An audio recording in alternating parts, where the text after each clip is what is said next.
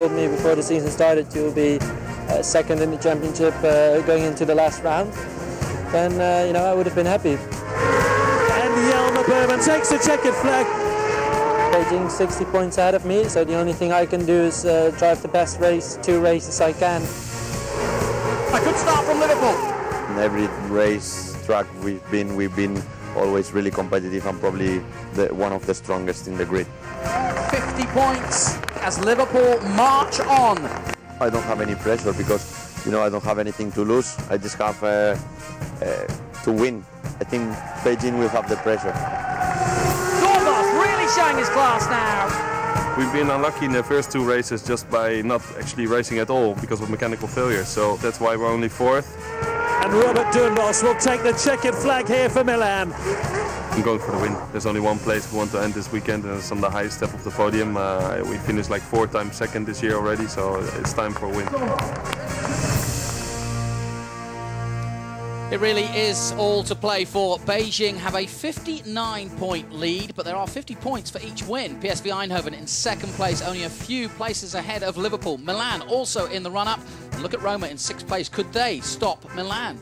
Who knows? Corinthians, Flamenco, all with a reason to go better here in the final race of the season. Olympiacos and Atletico Madrid. Madrid definitely want to finishing on a high. They've got a lot of fans here watching them. But Beijing are the team everybody is watching. They've been leading the series all year long. And in qualifying, well, it was just plain sailing. Qualify well and everything will be okay. Let's have a look now at what happened in qualifying. The big story of the opening qualifying session was the early exit of championship leader Davide Rigon of Beijing Guan. Bit of pressure showing. He is on board with Davide Rigon as he went off.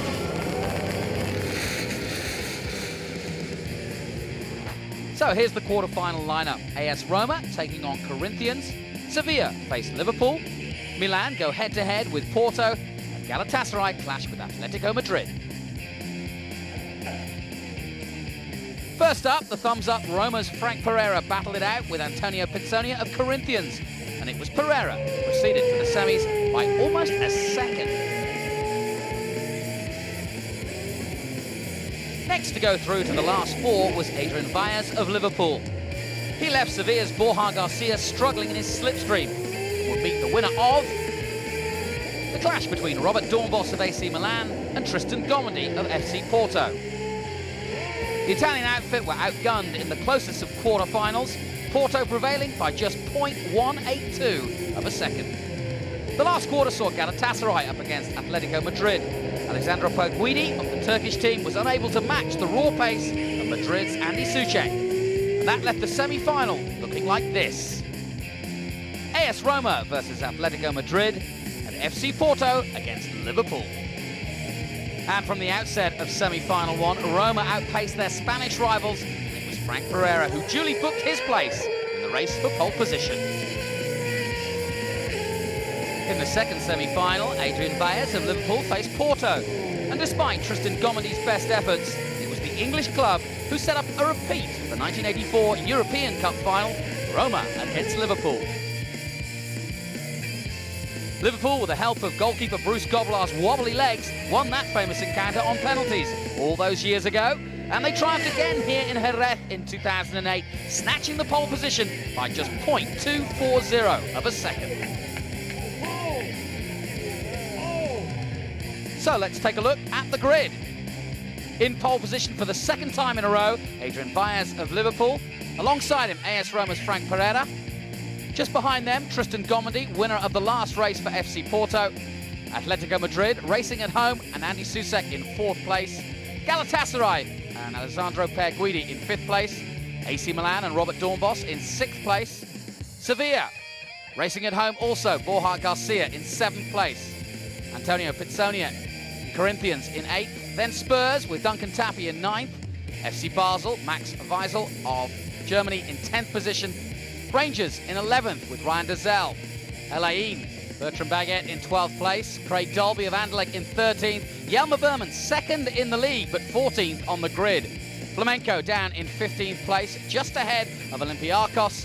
But look at the championship leader, David Rigon, all the way down in 17th place. He's going to have a big race.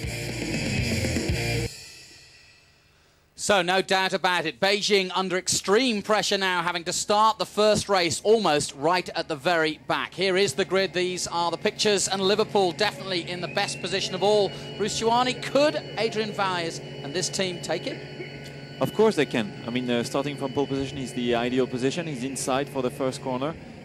He was the fastest yesterday without a doubt, even though Roma was quick. But yeah, Liverpool could do it. Frank Pereira from Rome was very, very strong yesterday all through qualifying, so watch him as well. It's going to be quick and competitive, and I'm sure he's going to go for the win. Roma could actually pass AC Milan. As we take a look at FC Porto, Tristan Gomonti, a lot of fans for them here today. Winner last time on the last race in Vallelunga, so he's back in good form. Well, a lot of eyes on this team, of course. Atletico Madrid and Andy Susek, who knows the circuit well from Formula 3 days. And he was the fastest in Vallelunga, fastest lap of race 2, so strong as well. Galatasaray, Alessandro Perguidi, what about them this weekend? Well, they're strong. He was gonna be one of the quickest cars, but he had a little fuel pump problem yesterday in qualifying, so he's gonna be strong as well for sure. And Robert Dornbos, usually the expert of qualifying, but definitely has had an up and down season, but always strong. Yeah, I mean, Robert yesterday wasn't as strong as usual, but he's been so competitive in the races that I'm sure he's going to be fighting up there. And he wants to finish his season on a high. AC Milan still in contention. Borja Garcia, well, they've got 8 busloads of fans coming down from Sevilla. He's under pressure. Yes, he was unlucky yesterday, but still made it to the finals, well, to the top shot. So he's going to be fighting hard today, I'm sure. 1-1 race, of course, at Donington Park. Antonio Pizzonia, once a Formula 1 star, now fighting for Corinthians, his home team.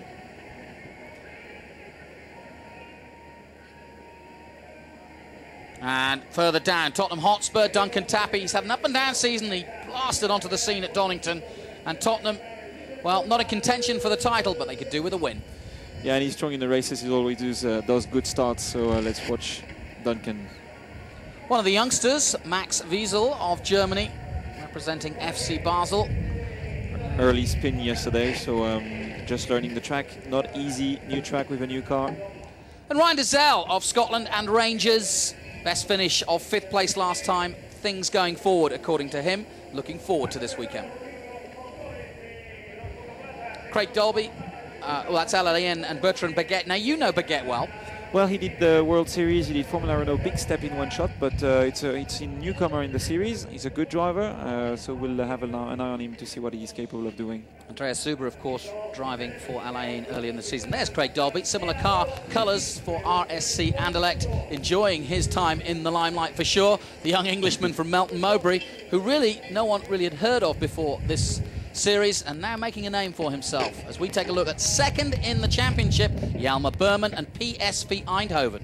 Yeah, those two guys starting at the back, Jelmer and Craig Dolby, they always are competitive in the races, and they always finish well, so we'll see what they're capable of doing this time. Yeah, not an easy story for Eindhoven. Flamenco likewise, Tuco Rocco not getting the best out of qualifying, and it's been disappointment really for two of the best followed teams in terms of football, Flamenco and Corinthians, and so they have to buck up somewhat and save some pride. Olympiakos, Stamatis Kamatsis is definitely enjoying his time, one of the few drivers without the experience perhaps of some of the others, but really relishing the opportunity to race against the likes of Davide Rigon and of course Robert Dornbos. Here's your championship leader.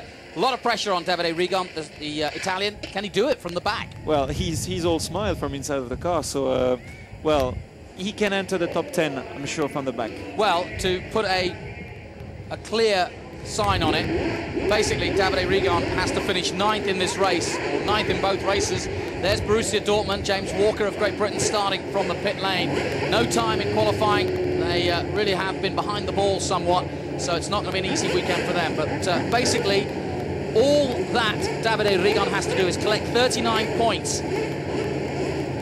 and finish roughly 9th in each race or above, and the title will be his. That is assuming that Liverpool or Eindhoven win both races. If they don't, well, it's an easier run. But Davide Rigon won't be counting on that. He'll be racing to try and get through the field. I will put you effectively on Rigon watch, so you can keep an eye on whether he comes through the field. I'll make sure And Adrian Valles keeps it all steady at the front. We're about to go